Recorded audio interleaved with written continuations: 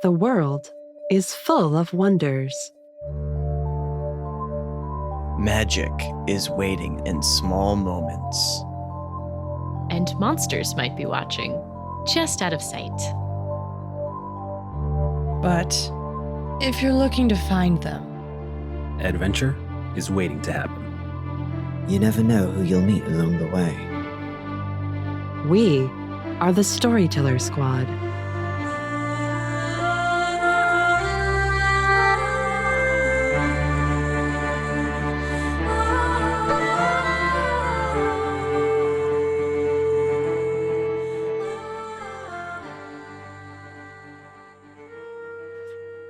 Hello, adventurers. Welcome back to the Storyteller Squad.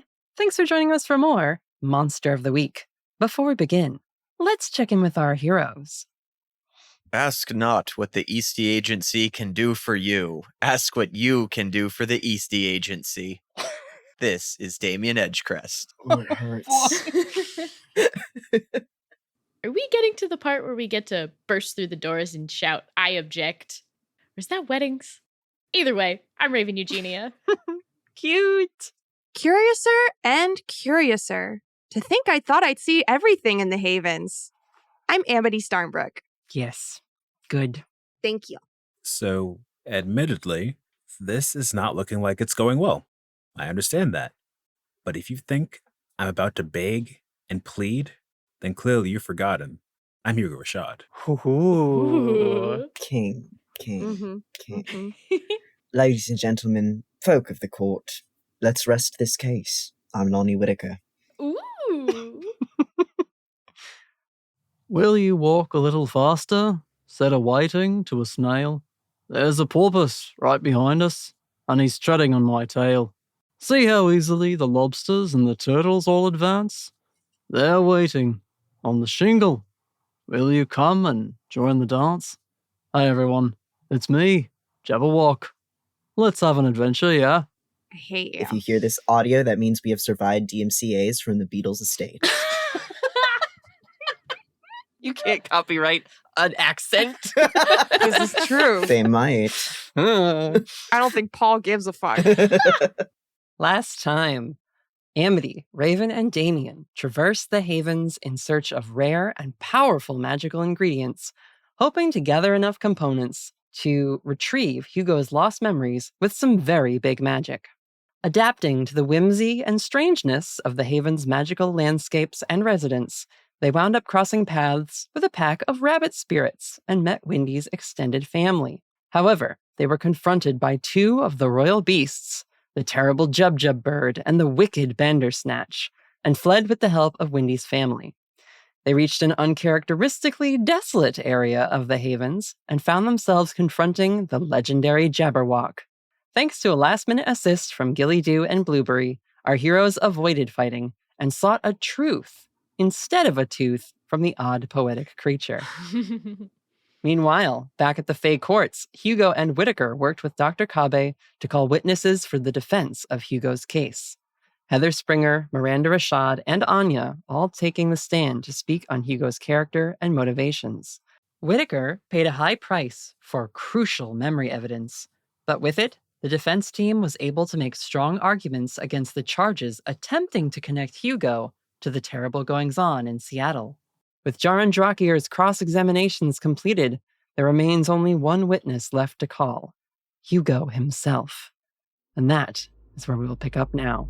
Hugo, as you rise from the seats of the defense, Kabe will place a hand on your shoulder for a moment, and everything around the two of you goes still, and he whispers in your ear, Mr. Rashad, if there are memories you wish to keep confidential in order to avoid any awkward moments on the stand, I could perform another transaction. There is always space in my safety deposit box for a few precious things. How much space do you have? You see he winks one eye, and for a moment, a spiderweb pattern replaces his iris and pupil, and then begins to shrink and shrink and shrink until it vanishes and he blinks again, his eye returning to normal. As much space as you need. In that case, grab any of the ones concerning my knowledge of the goings-on at the Eastie Agency in relation to Rogue Squad. Oh. Very well. Your activities with Rogue Squad over the past few months, I will keep away for now. And he has not taken a lot of memories from you all at once like this before, and so you do feel a bit lightheaded as several months of missions in which you were either an assist or fully involved in leave your mind, Hugo. That's not quite what I planned, but oh well, here we are. Uh-oh. That's what you said. I guess I had meant more in the case of things like his knowledge of Rogue Squad's concerns against the Eastie Agency and about Olivia being a vampire and all that stuff. Oh, gotcha. I want them to know. I think they'd be on my side. Well, which would you prefer? The lack of some of the other memories might become an issue, but I'm curious to see how it plays out, so let's just roll with it. See what happens. Okay, we will let it lie. Suddenly you only have memories from the last few months of your own vigilante work and times you were not engaged in any sort of heroics, and none of the missions or incidents that you worked on with Rogue Team.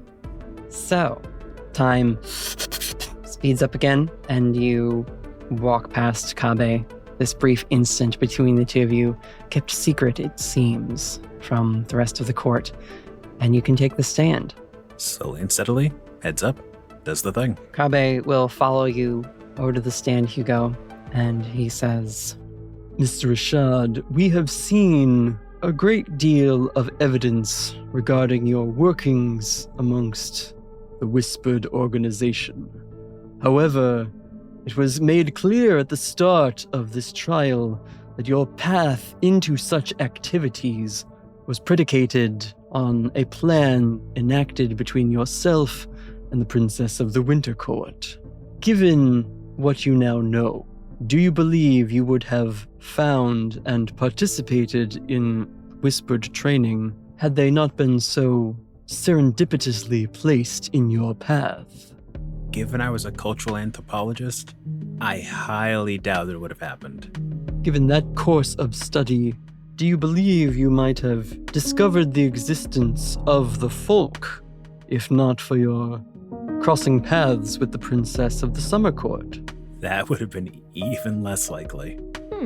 Suffice to say, then, that it was your relationship with the Princess Anya which laid the groundwork for your later associations. Yeah, I would say so. We are aware you have few memories remaining from that initial courtship. However, based upon your experiences which you can recall, has the princess shown that her desire to engage in a relationship is entirely of her own free will? With far more patience than I deserve. Yes. If you could elaborate on that point and describe your current understanding of your relationship with the princess. By all accounts, she has given me space. No, it's not space. That's not the right word for it. She has given me an opportunity to relearn how to love her. She has given me the space and time to explore the situation as it unfolds, to not rush into things, to approach the situation with a level head, and ultimately to let me make the decisions that I feel are right for me to make for myself, while being respectful of the decisions that she wants to make. Kabe nods, and you see him sort of working the crowd a little bit as you are speaking, making eye contact with certain nobles as you say certain very sincere and genuine things in Hugo's own way of speaking about his life. Your time with the princess, has it ever overlapped with your responsibilities as regards your community center and your Whispered group?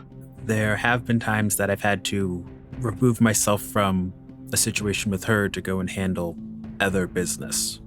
Has she ever shown any indication that she resented that choice?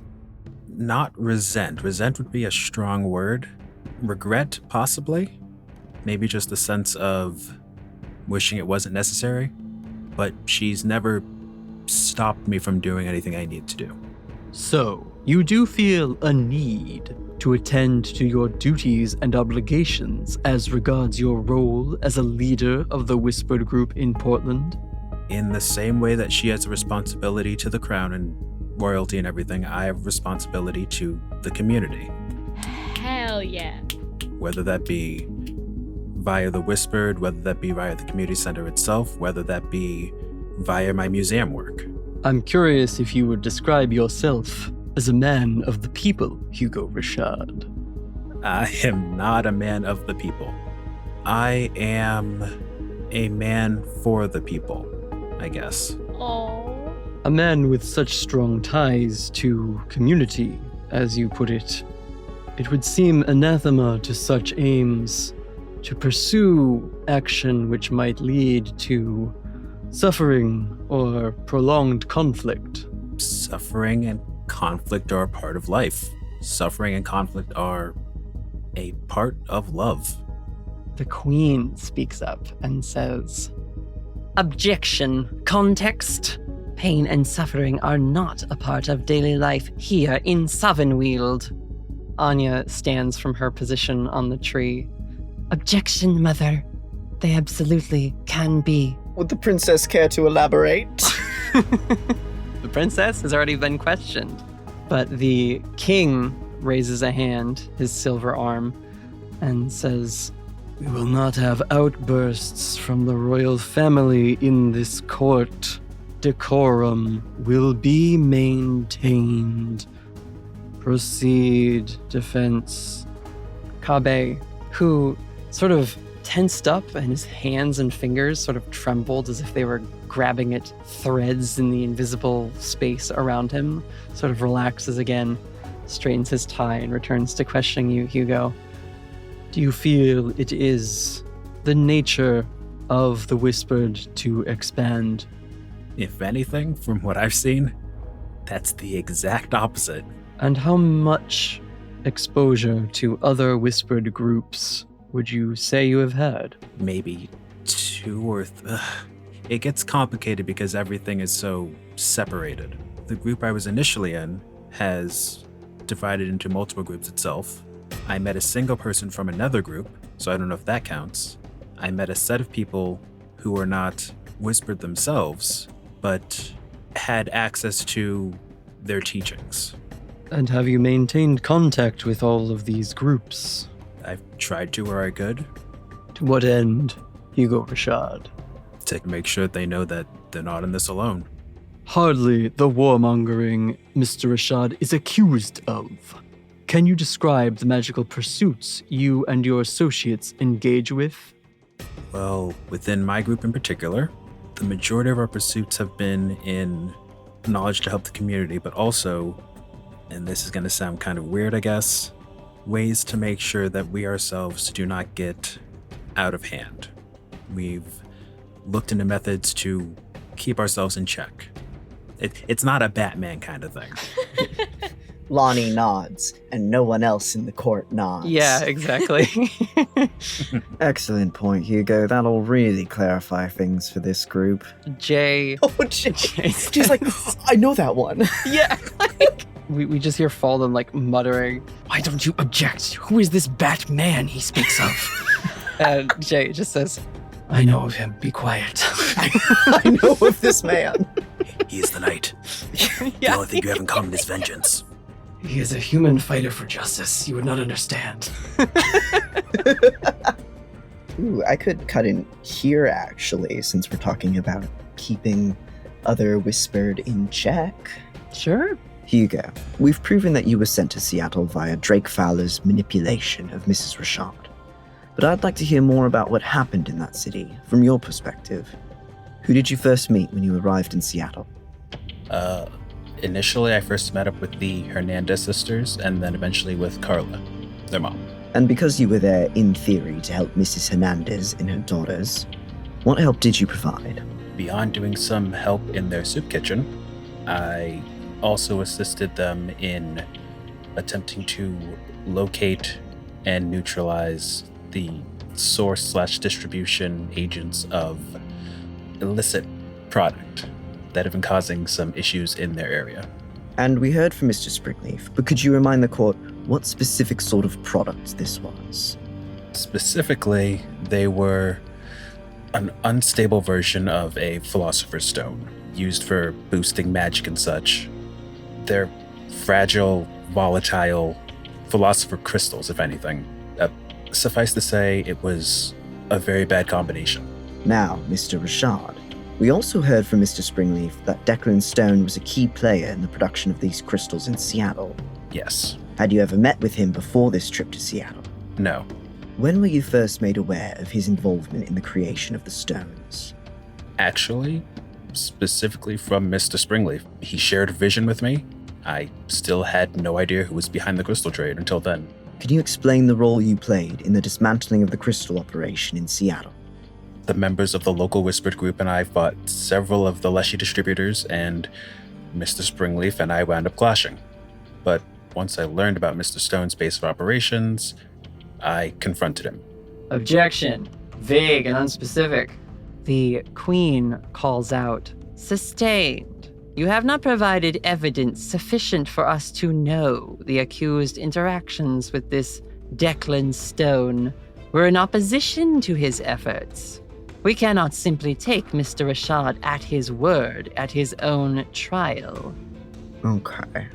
I know we have evidence that would make it really clear, but I don't know what I could ask Hugo about here that he would be able to remember versus what Kabe put away for safekeeping. Objection above the table, Emery. Whitaker doesn't know that Hugo gave any memories to Kabe. Ooh, yeah. That moment was a private interaction just between the two of them, so it wouldn't be on Whitaker's mind to skirt around anything for that reason. You're so right. Okay. I think Whitaker would just ask Hugo for a memory to confirm the statement. But I know that's a really big moment, and I don't know if we want to save it for like a more crucial moment. If you're worried about pacing, there is no more crucial moment than right now. Okay. This is Hugo's deposition, so if this is going to happen, it happens here. Okay. All right. We have set up a delicious bit of dramatic irony with this scene because... Oh, and Whitaker doesn't even know how bad it's going to be. He never saw what happened to Declan. Correct. Oh, God. Whitaker knows he could ask Hugo for a memory, which would theoretically back up the claim that he opposed Declan Stone. But Whitaker does not know the grisly details of that confrontation. Yeah. And it would be very bad for this case if Hugo has to share with the court his memory of losing control and murdering Declan, especially in front of all these folk who think he's dangerous, and Anya, his beloved, and his mom. Fuck. This is exactly the memory I figured you would give to Kabe earlier, Hugo, and you did not. So here we are. I'm so sorry, Hugo. It's okay. Choices were made. Yeah. Ugh. All right. Mr. Rashad, do you have a memory that could prove you did indeed confront Declan Stone with the intent to stop him and the magics he was orchestrating? So at this question, Hugo will look towards the sands, towards his mom. He will look towards Anya. He will look then towards the court itself. Let it be known that I never claimed to not be a dangerous person. And he will provide a memory of his confrontation with Declan Stone in all of its exceptional detail. We see a memory mote leave Hugo and gets displayed for the court and everyone gathered here. Miranda Rashad, Anya, Anya's parents. They all watch as Hugo has his confrontation with Declan Stone, breaks free of Declan's control when Aiden arrives, and then without pause, summarily ends Declan's life. The memory eventually begins to fade and returns to emote as we hear Aiden calling to Hugo and the foundations of the lab begin trembling. Hugo, get out. I think Whitaker is left a little speechless. Kabe stands and clears his throat. I think that should suffice as evidence of Mr. Rashad's intentions to stop the crystal production in Seattle. Despite their penchant for whispering and gossip, the room remains in stunned silence. Whitaker pulls himself out of his shock and hastily concludes, Ladies and gentlemen, I hope this testimony will stand as strong evidence for Mr. Rashad's distaste for the misuse of magic, especially pertaining to its use to harm a community.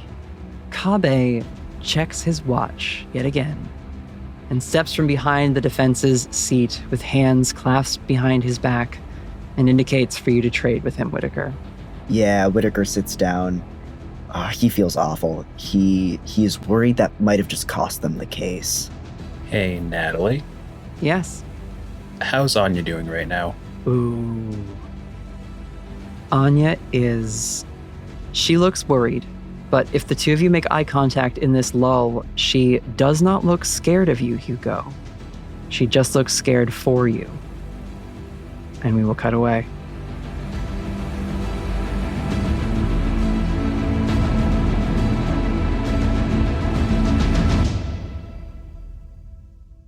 On a ridge above a small cottage, blue fire and wind swirl around as we see Raven, Amity, and Damien appearing near Merlin's cottage. Okay, the blue fire clears. Amity looks around to make sure she's teleported everyone to the right spot, and then she gives this determined nod and goes, okay, let's hurry, and just starts sprinting towards the cottage. There is still a hustle and bustle here as Nana Margie continues to stir the massive cauldron. We see the Morrigan looking on from under a tree, which is, you think it's oddly strange that a tree would have black leaves, and then you realize that this tree is just laden with messengers of hers. Crows and ravens and magpies and other corvidae birds are so tightly packed onto the branches of this tree as to create a new sort of foliage here. And I think Merlin is splitting wood. Okay. Just chopping some wood to keep the fire under the cauldron going. Shirt off or on? The shawl has been draped over a chair. Was not prepared for Merlin thirst trap. Okay. Yep. Somehow it's in slow motion. There's sweat glistening. It's great. Oh, like that one Canadian chick on TikTok. No, they're not quite As as gleefully Canadian. well. Or is beefy. That wasn't the comment I was going to make. Regretfully Canadian. Merlin is much scrawnier. So Merlin's not ripping the logs in half with their bare hands. Got it. Okay. No, none of that. They are sweating quite a bit because it is taking a lot of effort. They are really going to work here to try and split enough wood to keep the fire going. And you hear Nana Margie like yelling at them, "Come on, put your back into it, kid. What are you waiting for? Fire's dying down." And of course, Merlin, as they raise the axe over their head and kind of have to like steady themselves to make sure the weight of the axe doesn't pull them and knock them over backwards, just says, "I'm doing my best." Splits another piece. And there's another like axe leaned against like a stump nearby. Amity, I think, might use magic to try to like enchant the axe to just start chopping through the rest of the pile of wood. Just to like make it easier on Merlin. Just like put that on autopilot. We got magic. We can do better than this. So after you saw the axe and you start your spell, Damien decides to help and do the same thing. So he grabs the axe, but you've already started it. So it like flies across, yanking him around, and it starts chopping it as he's holding on to it, being yanked and jerked around. I think that's hysterical. Yes, and. We see Damien as you are being pulled towards the wood pile. Merlin, seeing you arrive and noticing the axe moving, their head snaps around at you, Amity, and they say, "No." And this echo spreads throughout the little valley of the cottage, and the axe quickly disenchants and drops to the ground. Whoa. Yo, what the fuck? And Merlin says to you, their hair sort of standing on end with the power they just channeled to dispel that particular enchantment. They say, 2 things. They hold their fingers up. The first you need to save your energy. The second, what we are about to do will affect the magical weave of these havens. We cannot risk putting any undue strain. And they sort of put their hand down and wipe at their brow, and then their hair settles and they kind of lessen their intensity. They say, "You really think I'd be doing this if I had any other choice?" Oh, God. Understood. But sometimes you do things really weirdly, so can you blame me? Oh, it's fine. Crack their back. Start stretching some more. You're here, which means we don't have to keep the fire going much longer. How'd it go? Pretty well. The Jabberwock? Really good at poetry. I didn't know that. Anyway, I think we got all that we need. Maybe allegedly, supposedly. Nana Margie will swoop over in her floating cup, rather, in her floating styrofoam drink container. Oh my god. She will sort of ask you to lay out everything you collected so that she can go through a checklist. There is the griffin feather and the turtle tears, the pearl of wisdom, and the rare berries, and oh, what was the thing you got from Timothy? A tooth. Oh, right, it was just a hippo tooth, right? Mm-hmm. A hippo tooth from the hippo camp. All these many, many ingredients, everything that Wendy's family was able to help you gather and collect. And Nana Margie's sort of going through it all and nodding and saying, yeah, all right, no, this is looking good. This is good stuff. All right, well, let's make a reduction. She will scoop up some of these ingredients and fly over to the edge of the cauldron and start to place them in and use her foot to stir with her large wooden spoon, sort of grabbing the end of the ladle. Can Amity jump up there and stir for Nana Margie so she doesn't have to use her foot? That seems very precarious. Like, I know it's Nana Margie, but that just seems like a bad idea. Just because she's Nana Margie doesn't mean she does everything in the safest way possible. Valid. So, if you want to hop up there on your broom and just sort of circle the cauldron with her in tandem, you certainly could do that, Amity. Yeah, we'll do that. Oh, thank you so much, kid. Actually, here. And she will fully hand you the spoon, then pulls out like a tiny cheese grater from her pocket and will just like scrape a little bit of her callus into this potion. Oh, disgusting. And then slip a, what are they fucking called? The foam shoes. Crocs? Yeah, she'll slip her croc back on. Oh, she would wear Crocs. Of course she wears Crocs. Brittany and I have been having a lot of same brain cell moments today. It's really weird. I really like the same exact motion we did at the same time. Yeah, that was in great. sync. Brittany and I were both like, oh. Now, what we are about to attempt is some very big magic. Let's fucking go. So, I want you to all think about what you might be contributing to this spell. Raven the Morrigan stands from her position near the tree and sort of steps behind it, and then you hear a presence behind you saying, "How are your travels?" And she is there behind you, having moved magically through space. Successful, I think. We got a lot of stuff on Nana Margie's list. My scouts tell me you encountered some trouble? Nothing we couldn't handle. I mean, I suppose we mostly just ran away, but we made it back okay. If you intend to thwart the will of the courts of Sovnweald in the future, I would take care, Raven Eugenia. Well, hopefully if this works, we won't have to thwart the courts here again. I hope this isn't thwarting them at all, other than running from the royal beasts.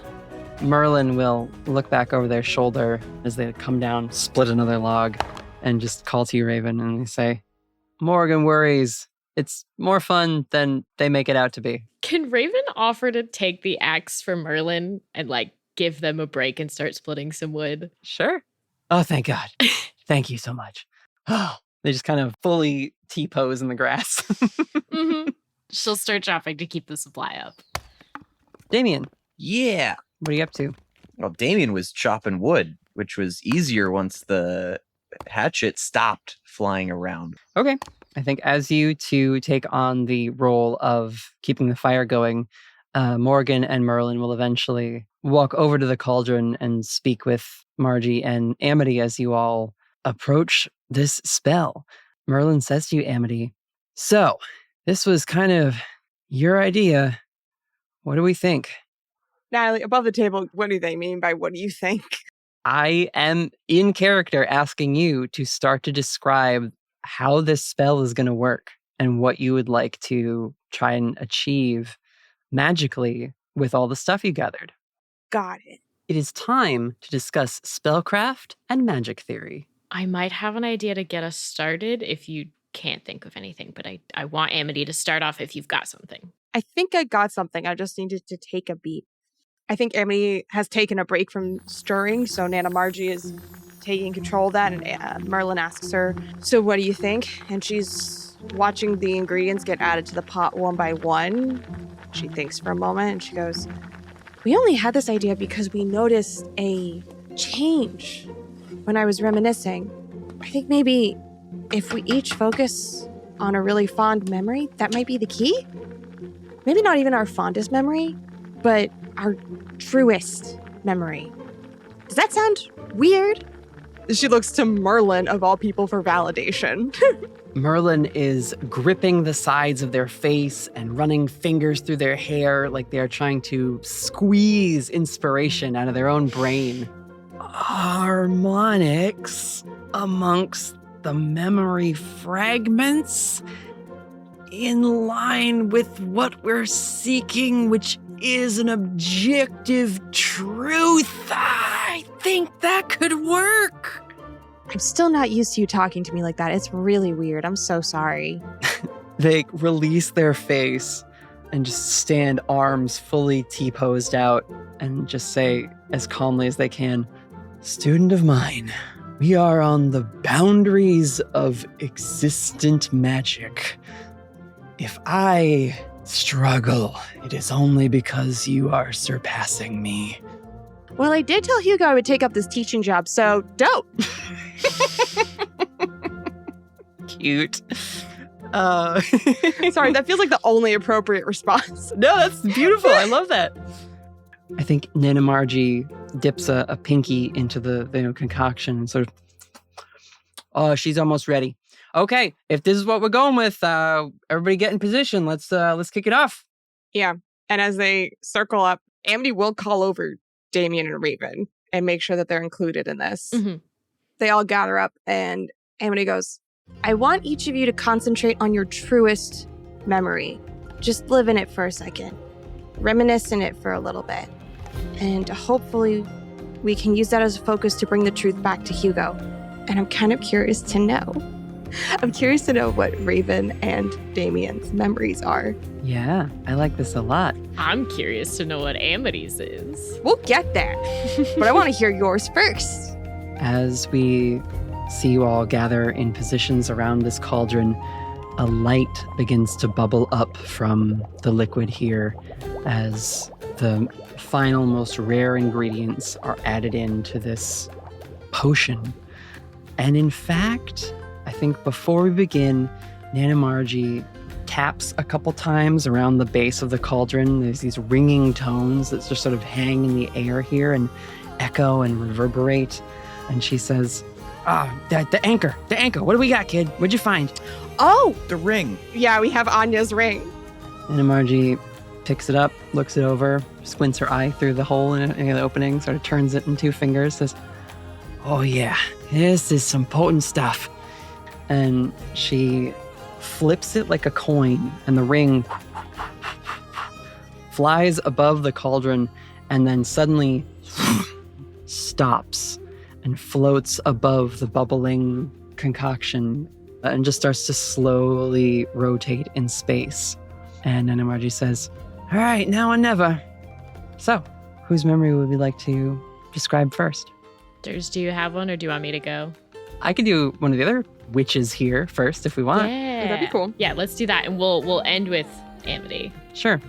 I think we see Nana Margie reminiscing, right? These memories sort of, we get to see them as our camera sort of zooms into everyone's mind briefly, and we see the little vignettes.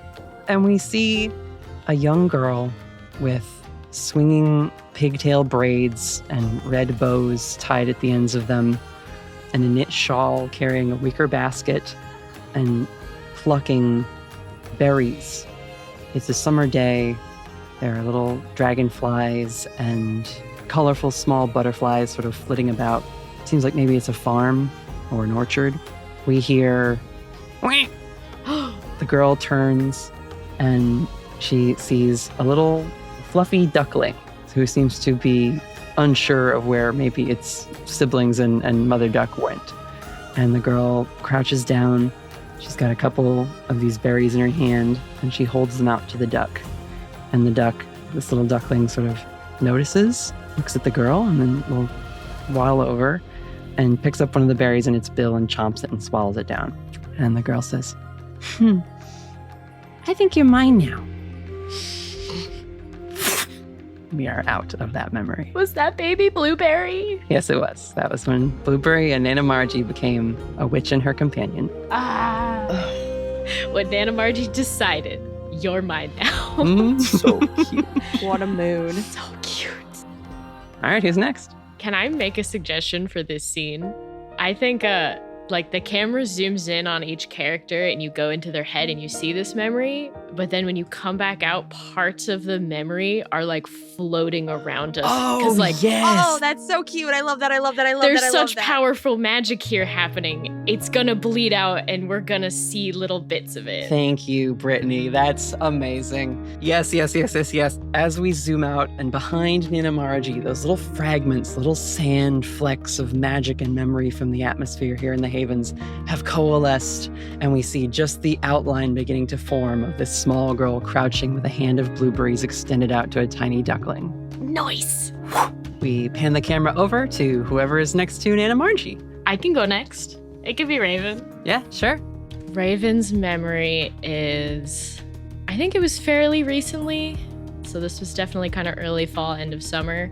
And I think Raven and Aiden met up with Raven's family in the park and had like a picnic. So it was her and her parents and a couple of her siblings and Aiden. And they brought Ruby.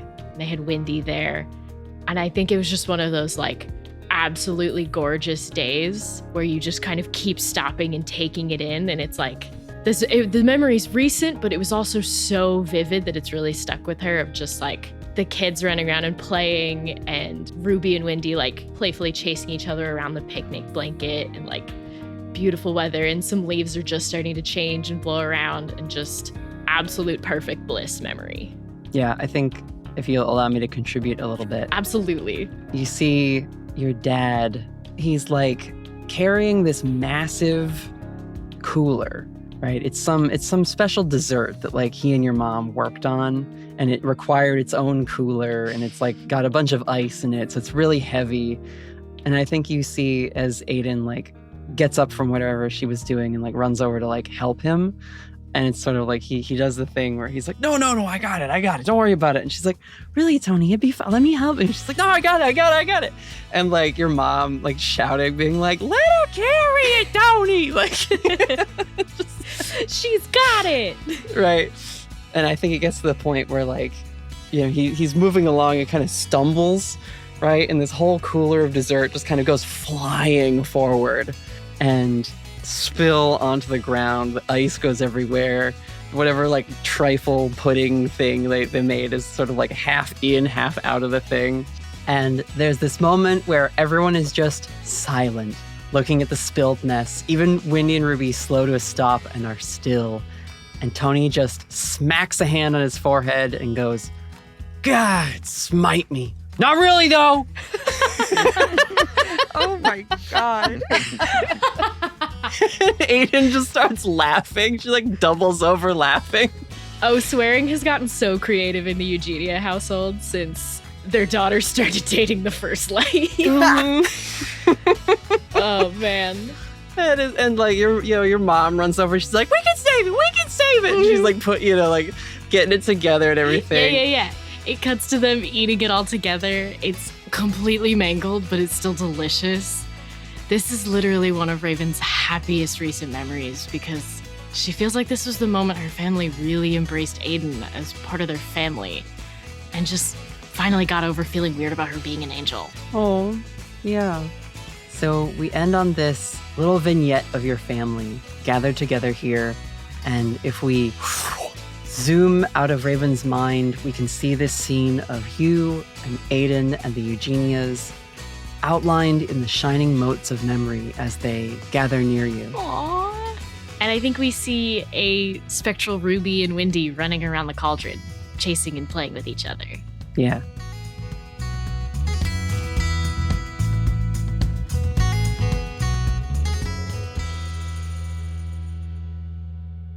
We cut to the Morrigan and we enter their mind. What do we see? Yeah. We see a rain-soaked path and a cabin on fire and many crows and ravens gathered in trees nearby and someone doubled over on the ground, slamming their fist into mud.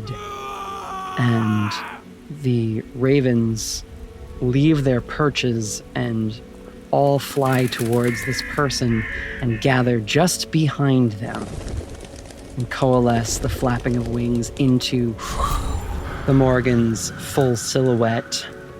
And we see her reach a hand out, but pause before making contact with this figure and pull back and rather reach into herself beyond the mantle of feathers. Her arm almost seems to disappear into her chest before it emerges, and a gleaming shine of silver catches the moonlight and the raindrops as she produces this artifact of the Morrigan, the silver raven dagger.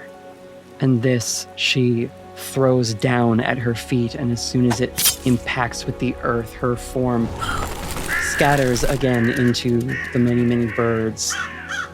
And the person turns around and their hand grabs the hilt of the dagger. And then very quickly we see the dagger passing from that set of hands that become wrinkled and old to another set of hands and another set of hands and another set of hands.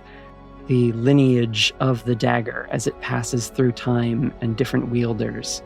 And I think as we emerge from the Morrigan, we see just the outline of that dagger, the blade being drawn from a hand that looks like hers and another hand grasping the hilt of it. Her decision to become a weapon for the human realm.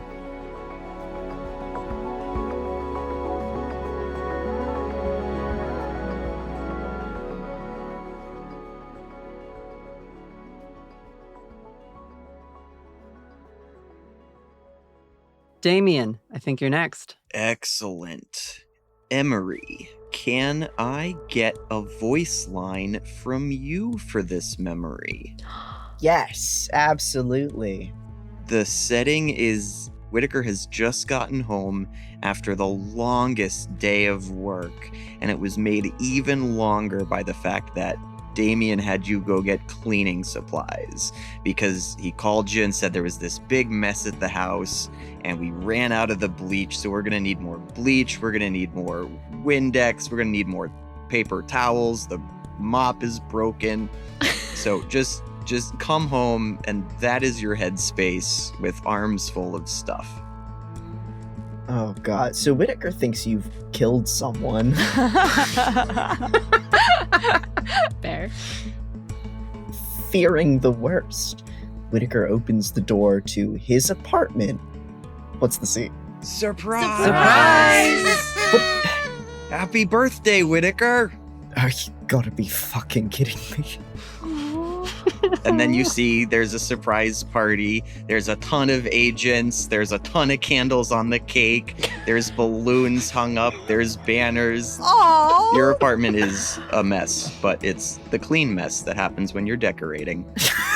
So cute. Oh, I fucking hate you. And he's like, Wait, is this Whitaker's 30th birthday? is this the big 3-0? Mm-hmm. Oh! Yeah. Not according to the candles on the cake. No, I'm just kidding. There is 30 candles in the cake, and it cuts to Damien getting lightheaded, prepping all the balloons ahead of time. Oh my god. hard cuts to Damien. He's focusing on icing one of the cakes, and you see a couple extra dummy cakes in the background as first drafts. There's convos and convos of Damien interacting excitedly with the various agents and friends and people we've been interacting with.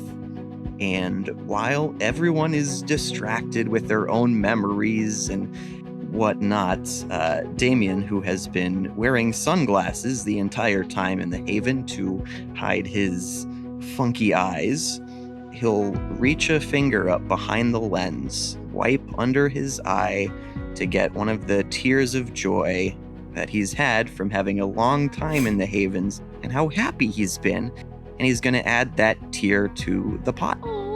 Damien, this is so cute. I'm gonna cry. I am crying. That's so cute. It's very sweet. We're gonna put all of our tears in the pot. Fucking cry. That is so sweet. That's really cute. Oh my god. Yee. What is coalescing behind Damien as we come out of that memory vignette? Everyone's crowded around the cake. The candles have been blown out, and everyone's smiling and happy, and Damien's cutting the cake for everyone, getting people pieces. Getting a bunch of compliments on how good the cake is, because we know you tried really hard on it, and it is really good. Third time's the charm. And weirdly enough, the smell of birthday cake.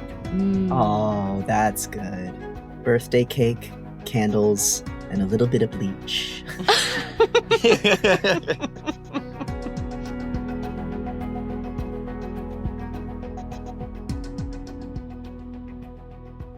So what's Merlin's? We move past Damien to Merlin, and for Merlin's memory, it's odd because in this memory we see Merlin as we know them, but then we also see a version of them sort of flickering in and out, where rather than the lanky, dark-haired, waifish folk, we see sort of an old bearded figure with long white hair, a hat with a wide brim, wearing robes and holding a gnarled old wooden staff. We see them seated on a stone, looking down at a young man in very rudimentary knight or squire's attire, and they are training with a wooden sword and like a sandbag dummy. And Merlin just says, I think he's the one. If we're going to try this, he's our best bet. And we hear a rumbling feminine voice from somewhere nearby say, If you are sure, my love, then our choice is made. Let us shape our destinies together. and Merlin nods and says, I know we're both kind of sick of doing this by ourselves. And they look back and we see a massive, snowy white dragon. Oh.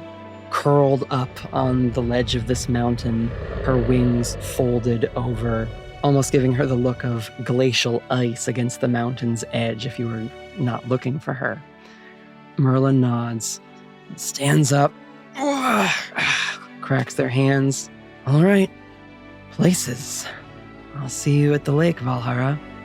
The dragon nods, rises, and takes off into the sky as Merlin begins to head down the stony path towards the young boy. Excuse me there, young master. Would you happen to be Arthur Pendragon? We see not this exact vignette forming behind Merlin, but rather a scene of a feminine figure with long, wavy hair and horns emerging from her forehead in a very elegant dress, standing next to a very regal figure with a full beard and a crown on his head, and Merlin standing there with arms around the two of them, sort of in the middle, this laughing, puckish version of them. We turn to Amity. Okay, so mine's a bit of a two-parter, unfortunately. Part one is when she finally leaves the Havens. Ooh. She and Merlin are saying their goodbyes, and she's just gotten out of giving them this big hug, and Merlin being the awkward little shit that they are, they were ramrod straight the entire time. And Natalie, I don't know if you want to Sure, I can hop in. have Merlin interject, but Amity turns and opens a portal by herself for the first time back to the human world. Hey, kid, What? hold on a second. They have turned and you hear them rummaging around in their house. You hear several things being thrown against the wall, and knocking around, the moving of planks. They emerge with their hands behind their back and they say, "Yeah, I forgot one lesson. You can't go yet, so come on back. I'll teach it to you real quick." What do you mean you forgot a lesson? Merlin, I gotta go. I don't know how long this portal is supposed to last. Like, It'll be fine. Come on. okay. She'll follow them. You come back to the doorstep where they're waiting there with their, again, hands kind of like this behind their back. Mm-hmm. And their poncho obscures a lot too. Mm-hmm. And they say, "Wherever you go, whatever you end up doing, remember one thing, Amity Starnbrook. Magic is fun." And they pull their hand from behind their back and pop down over your head a large, wide-brimmed, and pointed hat with several little sprigs and berries and things on the brim. And they kind of chuckle as they do so. Yeah, okay. And Amity pulls them in for one last hug. This one, they grip you super tightly. Oh, You're going to do just fine. I know. Because I know you got my back. Always. See you around, old man. Take care, Squirt. I'm technically older than you, but okay, whatever. And then we flash cut. And this is a more recent memory. We see a dinner table set up with some type of soup dish. I don't quite remember the name. Drinks, appetizers. Hugo, Damien, Whitaker, Raven, and Aiden are all gathered around the table. And everyone's laughing and talking and eating and catching up. She's finally at home.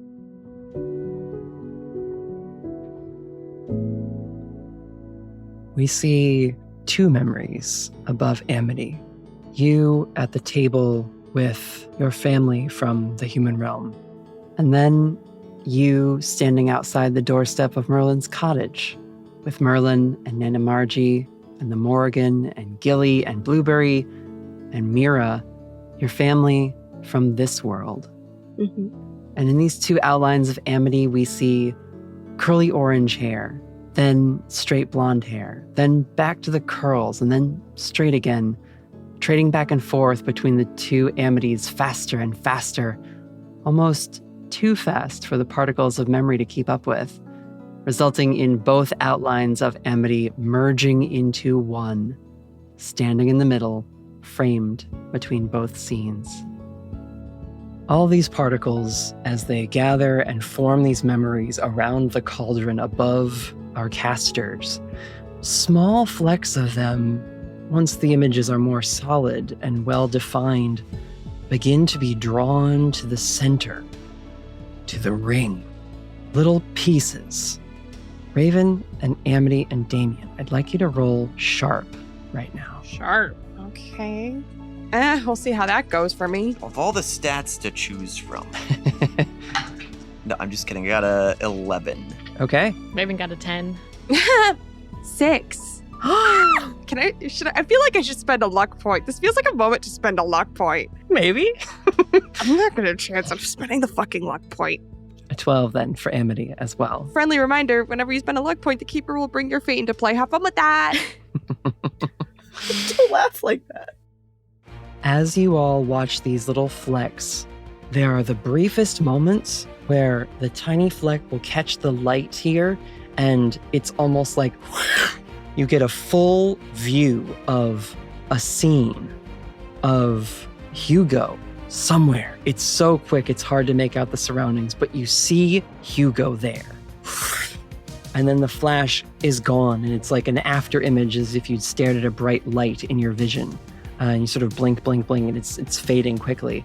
But you think that the magic is working. The particles are being drawn in and collecting along the ring, almost orbiting it in a secondary ring like a planetoid, would with its gravitational pull. Now, there is, at this moment, a roar in the distance. No, no. Oh, shit. And a rumble in the ground. And cresting the ridge is a stump cottage with duck legs. Oh, thank fuck. And swooping in, the Jabberwock arrives along with Blueberry and Gilly Dew. Jabberwock immediately turns to Gilly. They say, "How cheerfully he seems to grin, how neatly spreads his claws, and welcomes royal beasties in with wicked smiling jaws." And the Jabberwock turns on the ridge and takes up a position facing outwards towards the, you assume, approaching pursuers. The duck cottage begins to shrink. Gilly leaps off, and the stump hat then pops Blueberry out. She goes flying over and lands on Nana Margie's shoulder. And Gilly pops their hat back on their head, and as they start skipping towards the cauldron with these big, sprightly leaps, they are calling out to you all, "Hurry up and finish that spell! Those royal beasts are on their way!" Great. No pressure. So, because you're under a time crunch, I would like now everyone to roll Use Magic. Let's do this, kids.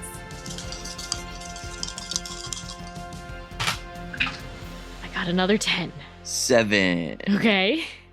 Amity? I jinxed myself. Uh-oh. It could have been a fail, but Amity got an 8. Okay. Mixed successes. Yeah, which has me concerned. Yes, there are glitches involved here. What glitch would you like, Amity, from the list? Damien, pick as well. Let's see. No, that's not the We right still one. doing glitches in 2024? In this economy? Of course we do. That's a treat. It's a treat. glitches. I'm gonna take 1 harm. I'm gonna take the magic draws immediate unwelcome attention. Classic. Damien, this is a big spell, and you're definitely contributing to it. You certainly contributed to the resource gathering phase, but now you are on the playing field with Amity and everyone who taught her magic, and Raven, one of the more powerful spirit-bound druids that you know of. And here in the Havens, a certain magic is unavailable to you in this moment. There is no running to your patron for extra support here. I'll let you describe the magical tax that this spell causes to Damien. The camera zooms in on Damien's face and goes past the sunglasses. And you can see Damien's eyes are shut and he's focusing, the muscles are tense. And you look, the camera is zoomed in on the crow's feet that he has, and they get slightly bigger. Oh, shit. Huh. Okay. Your newly minted human body takes some strain in this casting. No, he gets a nosebleed. Yeah. No, the aging of his body, I feel, is very satisfying and completely original because we haven't seen it happen to any of the other PCs. Perfect. Yeah, it's subtle, but I mean, definitely a bit of the brand newness of your 2-year-old human form is spent here. Amity, this spell, you can see now more particles. Every couple instances, you catch another flash of a Hugo fragment as it glints. Your eyes take the impact of it, and then it is drawn towards that ring. The ring now is starting to spin very rapidly, as are the particles surrounding it. And their orbits are getting closer and closer to being aligned with each other. What unwanted attention comes in this moment? Well, it's a bunch of bright, shiny, magical light, and we already know that the royal beasts are on their way. Mm-hmm. I think it just helps them find us faster. And maybe, just maybe there's a bolt of lightning that, like, just misses the cauldron. Like, it's off by a couple of yards. Yeah, a lancing electrical laser from the Jub bird as it skirts around the Jabberwock on the ridge. The Bandersnatch has spiraled itself around Jabberwock's form and is nipping at their body in different places to try and subdue them with chunks of ice that it leaves behind everywhere its teeth sink in. This blast shoots down towards the cauldron. Luckily, it does not strike anyone as the Jub has to dodge out of the way of Jabberwock's tail. And then Gilly turns and begins to start casting some sort of defensive ward on this area of the yard. The memories that you are collecting, there's only a few fragments here still. As we described, you have been mining gold from the air in the form of Hugo's memory fragments. You know, Amity, that you have not collected all of them. Mm-hmm. You're not even sure if you have a single complete memory yet. Fuck. But time is running out, and the spiral of the memories are whizzing now around the ring and getting closer and closer. What do you do? How close are they? At this point, it almost looks like a azure band is being etched into this copper ring with a ruby stone set into it. Okay. Merlin made it pretty clear before that they can't split their focus. She's watching this band form and she's just going, come on, just a little further, just a little more. And I think it feels like there's like a piece missing to just like seal this and solidify this and send it on its way. Amity, what is the gift you can give here to pull off this spell? What is the gift that I can give? Okay. That's a question. You and I have talked about this, and only you and I have talked about this because it has to do with the breakthrough you and Merlin made together. Oh, okay. I swear to God, if I get this wrong, I'm going to feel so dumb.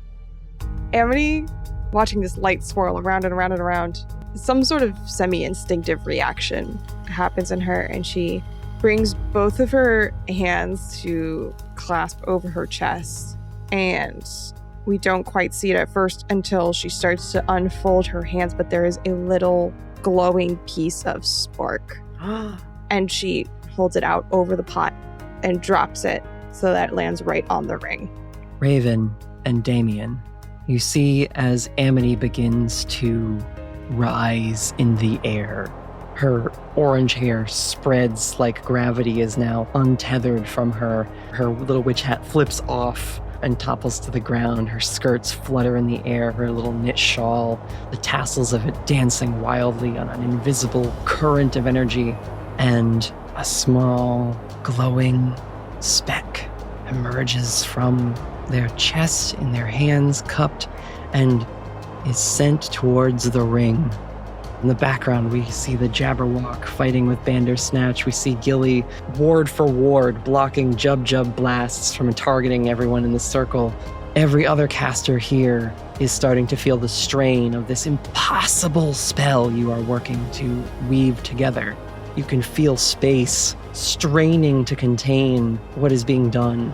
And as that magic settles and drops onto the ring, the azure band contracts the ring down into a singular point of light. And then a beacon shoots forth from the cauldron, rocketing upwards. It vanishes from sight, and we will cut away.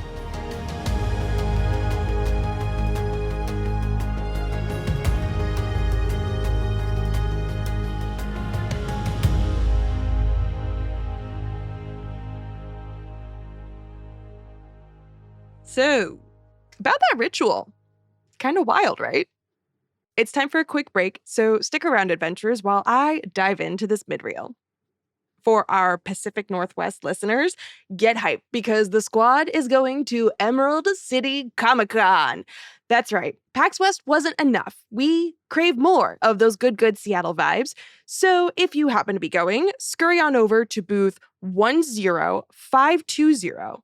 Say hello to Natalie and a few of the squad and get that super sassy, super sparkly Moth Girl pin. We all know you want to. Our promo swap this week is with Characters Without Stories, a TTRPG interview podcast about the characters we haven't had a chance to play yet. Let's roll that trailer. Characters Without Stories is a tabletop role-playing game podcast about the roads not yet traveled. Every episode, I bring in a friend to tell me about a character they long to play. Characters Without Stories is about how our characters intersect and reveal our identities, and how play is a gateway to personal growth. The way I see tabletop is that I am running to something. I'm running to a world where it's possible for me to feel comfortable enough to stand up for myself. The reason that you can die in these games is because it matters. And something mattering is one of the most precious things we can have. You want your life and your stories to matter. Roleplay is a fantastic tool for exploring stories and exploring people. Thank you, and may all your characters find their stories. You can find Characters Without Stories wherever you get your podcasts and on socials at Characters Without Stories. Speaking of social media, consider dropping us a follow wherever you get your favorite cute animal content. We're at Story Squadcast on most platforms.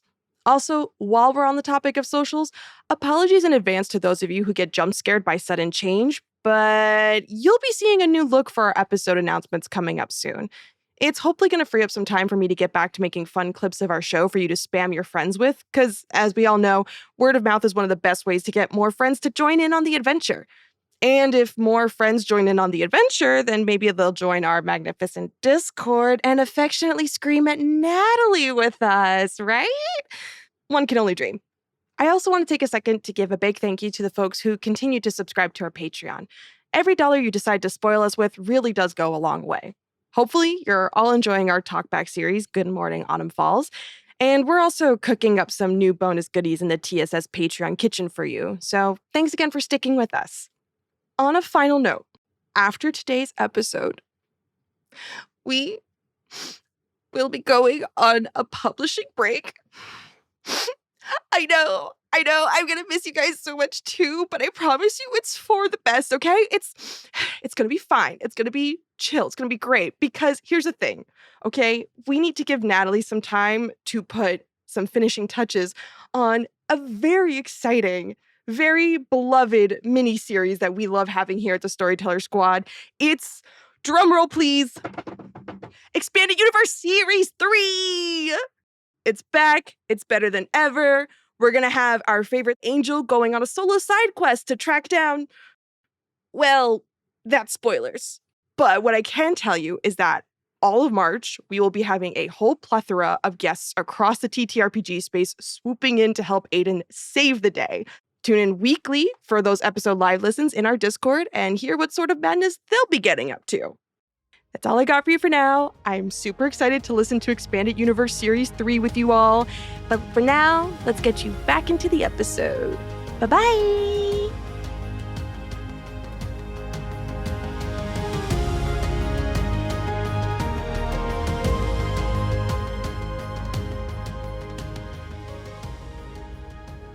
We return to the folk courts in the royal palace of Salvanweald. Hugo, Kabe, again looks at his watch and then approaches you. And he says, "This is the last gambit, Mr. Rashad."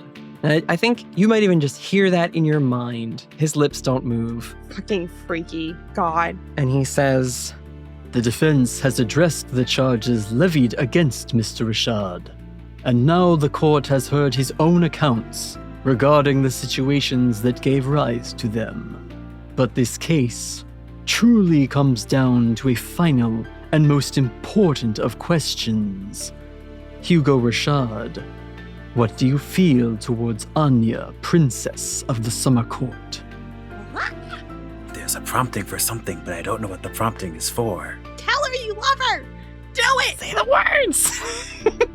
She's right there! say the thing. Say the thing, Hugo. Say it. Is it just for the I love you? Because Yeah. he's done that before. Say it again in front of her whole fucking family. No, I think once you say it once, you don't have to do it again. Yep. You never have to say it more than once. Yeah, you're good. You never have to repeat the phrase over the course of time. Yeah, right. I feel like I'm watching a soap opera right now. I would say, with this court as my witness, I love her. I will love her until my next dying breath, and beyond even that. Aww. Before Kabe can continue, we just hear quietly from her seat on the throne tree. I love you too, shade of my heart. Kabe gives you a nod. Mr. Rashad, could you share with the court, as specifically as you can, a recent time you spent with the Princess Anya? Above the table, Hugo, I'm asking for a narration of a date that Hugo and Anya went on. Got it. Sorry, this is me taking a moment to try to actually think of what do people do for dates?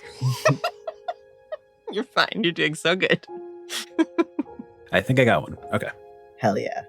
Hell yeah. Let's go. Do we want this one in first-person narration or third-person narration? Whatever would be easier for you. But I think I would like to hear it in Hugo's words rather than like me playing Anya in the scene, if that makes sense. Yeah. A recent time, Anya and I went to a bookstore cafe. We went up to the upper section where they keep a lot of the older books, grabbed us some tea. Originally, we were each going to read our own books, but we found it easier just to share a book. Found a nice spot on one of the side couches that they had, which, luckily for us, was actually very close to... They have this weird, like, double fireplace. Like, it's on the bottom floor, but then also extends to the upper floor. There was some music playing, but it was subtle enough that it doesn't disturb reading. It was nice. We kind of lost track of time. The place ended up closing while we were still in it. We found a way to get out, at least. After that, went home. If I remember correctly, at some point, we fell asleep in each other's arms. I do remember that we were still holding each other when we woke up. Oh, so cute. It was nice.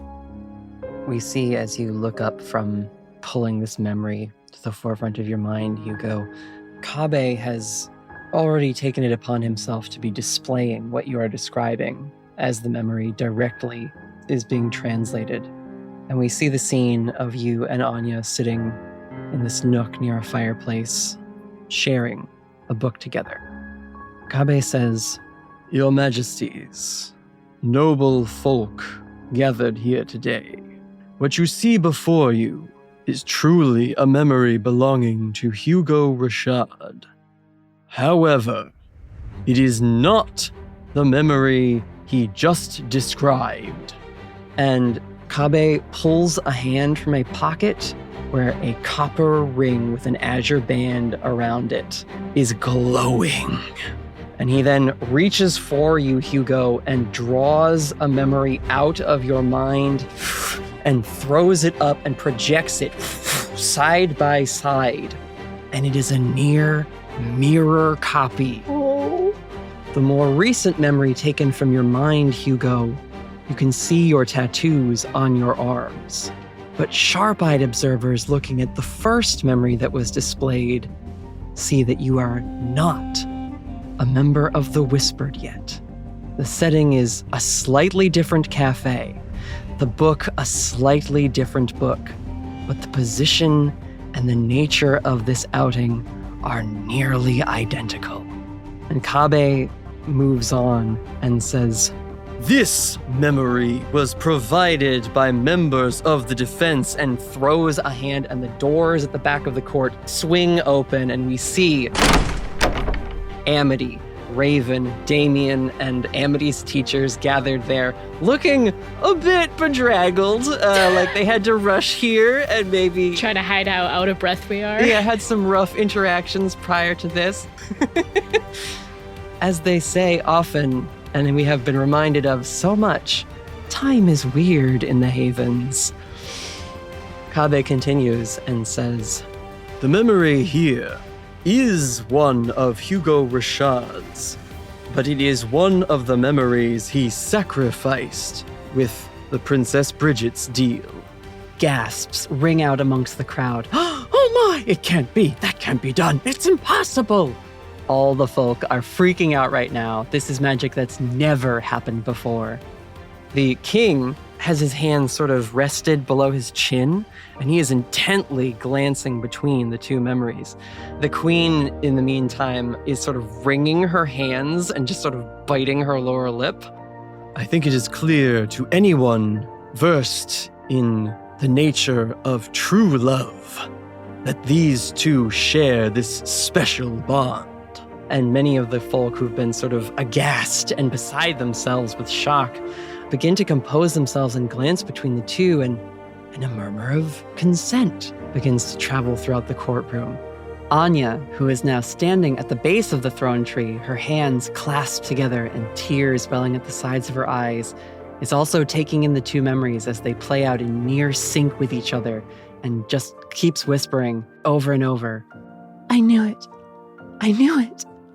Kabe turns and faces the court and says, If Hugo Rashad and the Princess Anya share true love, then the thievery of her heart could never have occurred. Furthermore, due to the courts of Sovereignwield's interference in this fated pairing, this is what has led to Hugo Rashad's path into the witch hunter organization known as the Whispered. Without the direct meddling and interference their relationship was subjected to, we would never have needed to entertain or address the other charges levied at my client in this case. Jay stands up from the prosecution as Falden is sort of being like, This is outrageous! How can you believe such blatant sorcery? I demand... And Jay casts silence on Falden and steps forward and says, facing the queen, Majesty, I cannot continue to represent this case provided this new evidence. To do so would violate the terms of our agreement. And the queen just says, Jaren Drakir, you are sworn to me. I promise to provide you with fair and honest litigation, Your Majesty, and it would be neither to proceed. The prosecution withdraws all charges from the defendant. And Dr. Kabe allows a smile to slowly spread across his face and turns to you, Hugo. Hugo Rashad, you are a free man once again. And with a snap of his fingers, both of the projected memories shrink back into the small, glowing motes.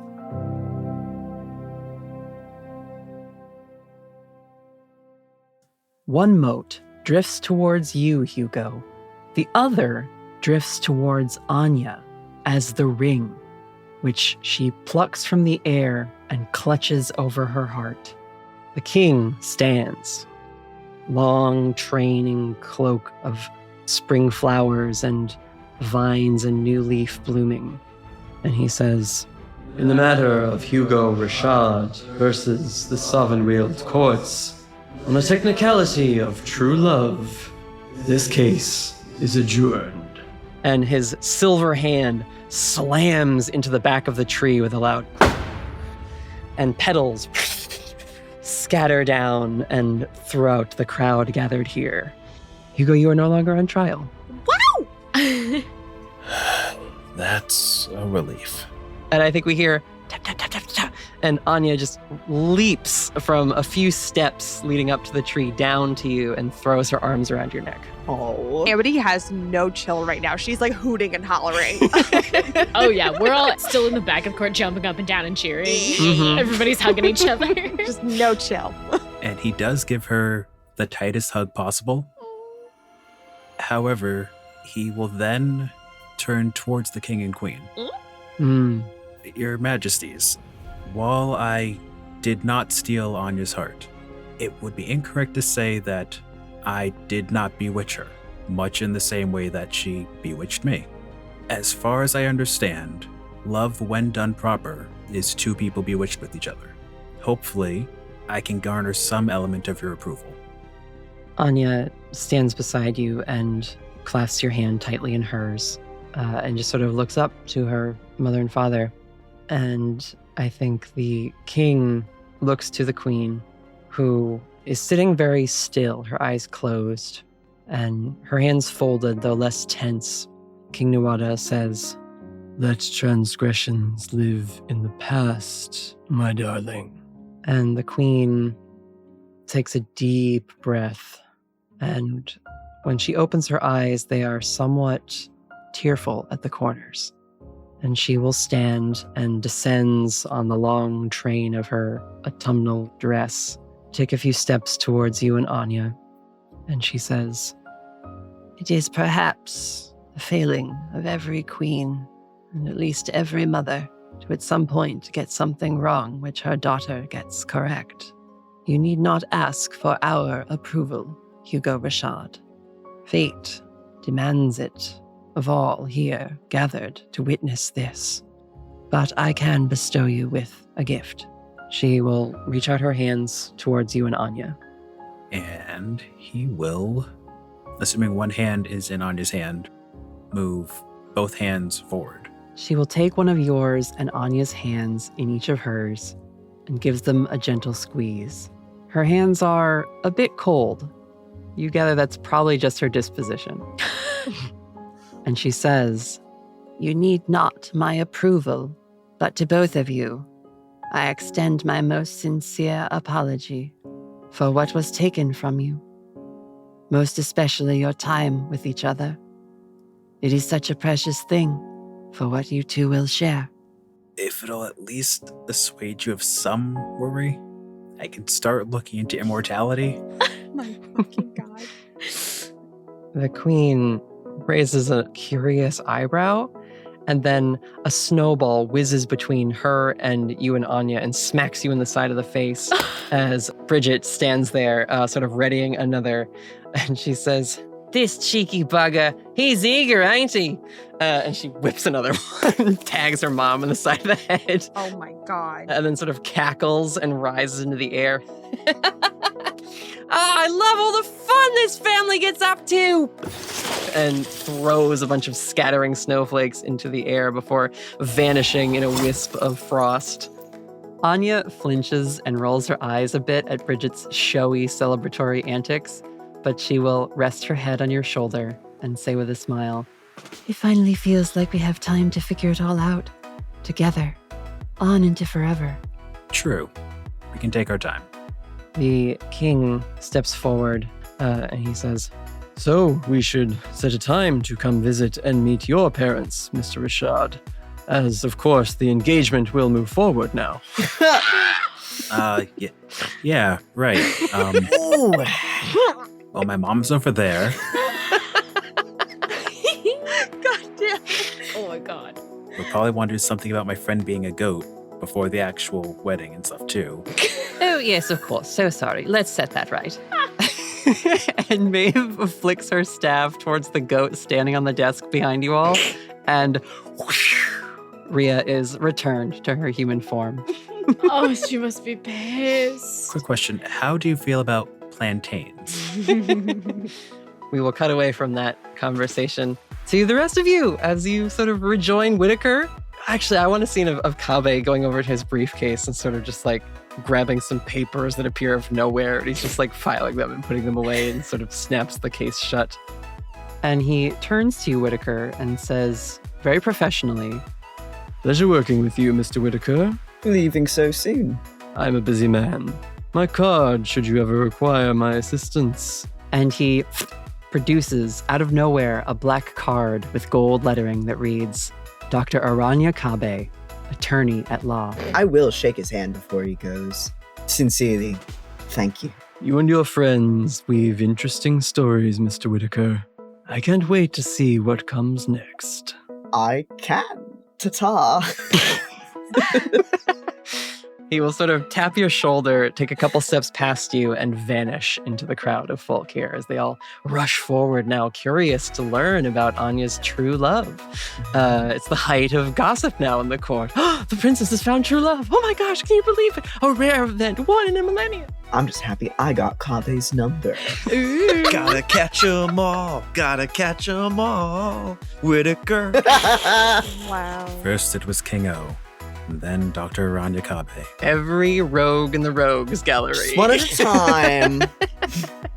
Oh, Dr. Kabe, I'm so in your debt for helping us out back there. Anyway. Do not search the AO3 tags. It's blowing up as we speak. Yeah. Numbers are just ticking up. Whitaker just has a harem ship. Oh my gosh, just Emery's sock puppet accounts. Enemies to co-workers to lovers to co-workers. Back to enemies. Raven. Yes. There's a lot of hustle and bustle about. Wendy's sort of just like keeping an eye out for you. They're on your shoulder, sort of on a swivel. And I think you see a figure approaching from the crowd as Jay, in their human form, now sort of like is awkwardly trying to, excuse me, sorry, excuse me. Just like fighting to get their way through the crowd and over to near you.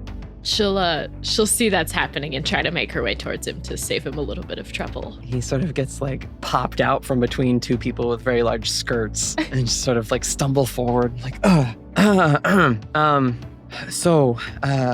obviously this is not an ideal place to reconnect with you. I'm sorry for what I had to do in this case against your friend. It is not reflective of my own opinion of Mr. Rashad, Hugo. And he's just standing there, just very like contrite and kind of sheepishly avoiding direct eye contact, save for a few quick embarrassed glances. Oh. She'll wait till he trails off a little bit. She doesn't want to interrupt, but she'll kind of put a hand up and be like, hey, it's okay. I know how promises and duty and stuff works around here. I understand. It's not personal. You were doing what you had to do and did a really good job. I appreciate you appreciating my aptitude for this sort of situation. Raven, could you roll a sharp check for me? Oh, I sure can. Yeah. That's a 9. Ooh. Does someone want to help Raven out? Amity can? Sure. That's a 10. Amity, you see it first, and I will message it to you, and then you can react, and that will be how Raven learns something. Mm-hmm.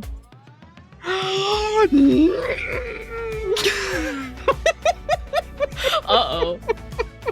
I was not expecting that strong of a reaction. Okay. I'm scared now. So, the scene, Amity freaking out, cheering for Hugo and Aine. Yep. Hustle and bustle. You see Jay and Raven are chatting and seemingly catching up amidst the chaos that's ensuing in here in court. Yep. And Jay walks up and Amity's overhearing this conversation. And she looks at Jay. I think Amity just like pulls on Raven's arm and just like cups a hand over her mouth just so that she can whisper as quietly as possible. Mm-hmm. Raven, there's a ring on his finger. Wait, what? Raven's gonna look. Is there a ring on his finger? There is a ring on one of Jay's fingers that you do not recall him having before. It's a wooden ring with an emerald inlay and silver scrollwork framing the band of gemstone that wraps around the entire ring. I think based on the adrenaline and the big happy vibes of this, Raven's gonna allow herself to be like just a little immature and a little girly and kind of be like, Jay, is that new? He sort of sees the both of you glancing at his hands, which he's had steepled in front of him in like a very apologetic pose. And he goes, shit, I rushed here. I forgot. Yes, it is new. Your brother was going to call you in a couple days. We haven't set a date yet. Oh, thank God, you're just engaged. Okay. Oh, we didn't miss the wedding. Raven's going to get very excited and like go to hug Jay and then kind of stop herself and be like, can I give you a hug? I think that would be appropriate, yes. And she'll give him a big hug. He will hug you back. Oh, I'm so excited for you guys. I am also excited. Gosh, the worst possible way to have told you, I suppose. I'm so sorry. It's okay. Was it really cute? Was it beautiful? Wait, did he propose? Did you propose? Lark is just remarkable. And green flushes across Jay's cheeks. Yeah, easy, Eugenia. He grins Indeed, I am extremely lucky that I will get to add another sister to my family. Oh, I'm excited to have another brother. He'll give you another hug. Oh. Do you know when?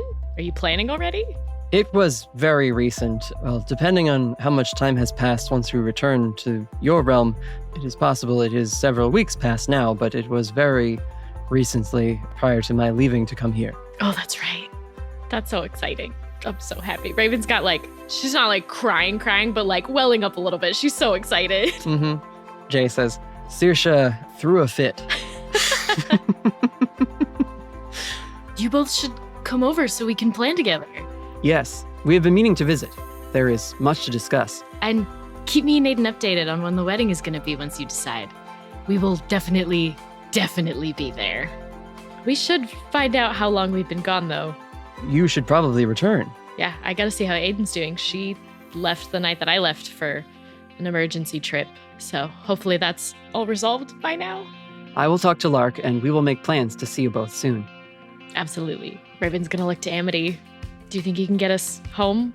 Oh, heck yeah. I wanted to go home days ago. How long have we been here? I don't know. It feels like weeks, but also one court case. I haven't refreshed any of my spell slots, so it means we haven't taken a long rest yet.